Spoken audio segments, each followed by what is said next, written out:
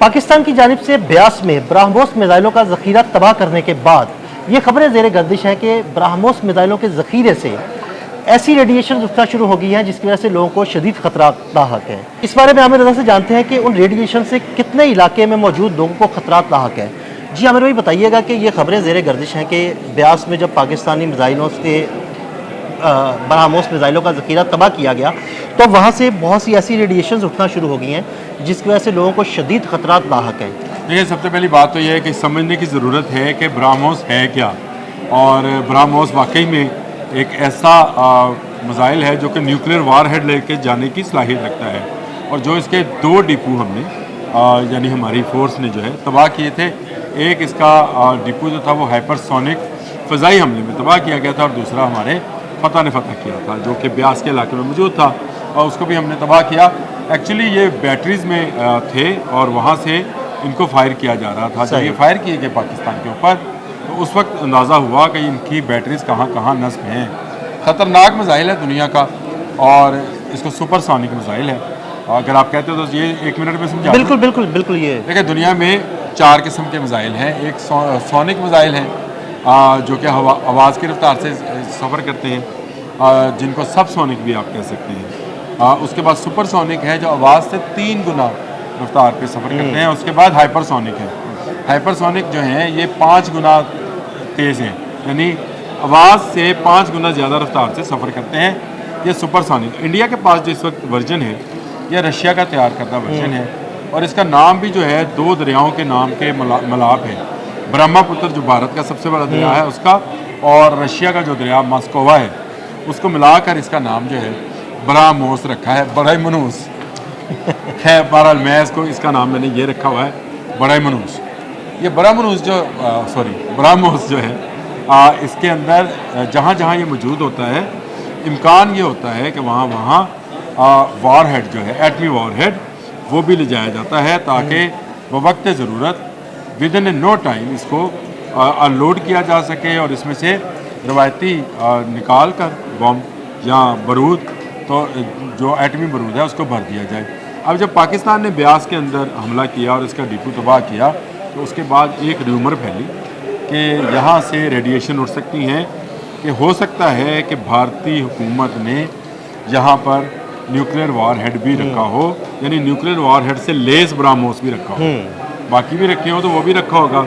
अब ये जब तबाह हो गया, इसमें 2 खुशखबरियाँ तो थी हमारे लिए। एक तो ये कि भारत तस्लीम कर गया कि उसने उसका एक अच्छे वाला जो मिसाइल था उसका पूरे का पूरा डिपो जो है हमने उड़ा के रख दिया। हालांकि हम क्लेम कर रहे हैं 2 उड़ाए हैं, चले एक वो उन्होंने मान लिया। और दूसरा ये था कि भारत अब ख़तरे को भांपते हुए अपने न्यूक्लियर वार हेड्स जो हैं उनको ऐसी जगहों पे नहीं रखेगा जंग के दौरान जो पाकिस्तान के निशाने पर आ सके, यानी पाकिस्तान से दूर ले जाएगा, और इसको साउथ की तरफ जो उनका इलाका है वहाँ तक, अपनी मशरकी सरहद तक, वो मगरबी सरहद तक उसको नहीं लेकर आए।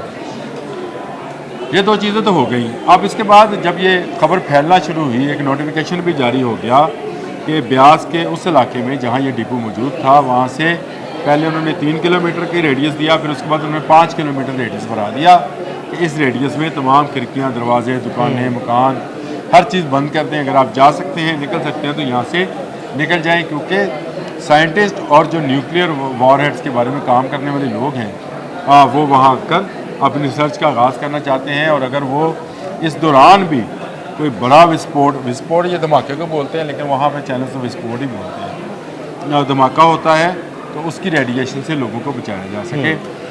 इंडियन नेशनल रिसर्च एटॉमिक जो कमीशन है उसकी जानिब से भी ये ख़बर आई है कि इसकी हम तरदीद करते हैं कि वहाँ पे एटमी वार हेड था।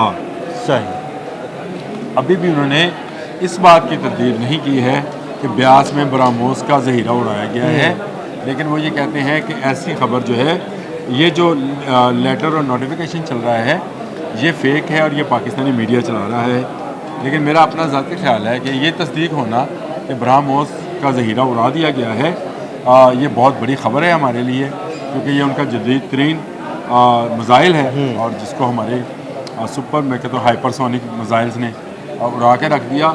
और ये बात कि वहाँ पे एटमी वार हेड है, मैं खुद भी इस बात को तस्लीम नहीं करता। अगर ऐसा होता तो आप याद रखिएगा कि जो इंटरनेशनल एटॉमिक एजेंसी है AIAE कुछ इस तरह का उसका बनता है मुखफ़फ़, वो भी एक अलर्ट जारी कर देती, क्योंकि पूरी दुनिया में ऐसे सेंसर्स मौजूद हैं कि दुनिया में कहीं भी रेडिएशन हो तो वो उसका अलर्ट जारी कर देते हैं। अगर ऐसा अलर्ट जारी नहीं हुआ है तो वहाँ के लोगों को परेशान होने की ज़रूरत नहीं है।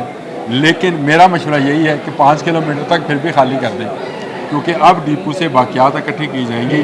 और अगर वाकई भारत के अज़ाइम में ये शामिल था कि किसी वक्त पाकिस्तान पर एटमी हमला किया जाए तो वहाँ पर एटमी वॉर हेड हो सकता है, लेकिन उसमें से अभी रेडिएशन हुई है या नहीं हुई है इस बात की कोई तस्दीक नहीं है।